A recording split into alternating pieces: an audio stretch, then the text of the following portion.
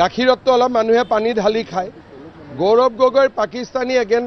এজেণ্টত পানীও নাই 100% মিল্ক হয় মানে 100% মই যি কৈছোঁ পাক্কা কথা কৈছোঁ আৰু কালি দেৱব্ৰত শইকীয়াই গৌৰৱ গগৈক কৈছে যে কেছ কৰি দিয়ক কেছ কৰিলেতো ময়ো ভালে পাওঁ কেছ কৰক মোৰ ওপৰত কিন্তু নকৰিলেও জুবিন গাৰ্গৰ চাৰ্জশ্বিট দিয়াৰ পিছতে গৌৰৱ গগৈ কাণ্ড আমি মুকলি কৰি দিম 10 ছেপ্টেম্বৰৰ পৰা অলপ সময় লৈছোঁ বুলি ধৰি লওক 10 ছেপ্টেম্বৰত নহয় 10 জানুৱাৰীত দিলোঁ তাৰ পৰাতো কোনো পৰিৱৰ্তনটো একো নহয় মই ক'লোঁ যে 10 ছেপ্টেম্বৰত দিম নিদিলোঁ 10 নৱেম্বৰত দিলোঁ তাৰ পৰা কি ক্ষতি হ'ব পাৰে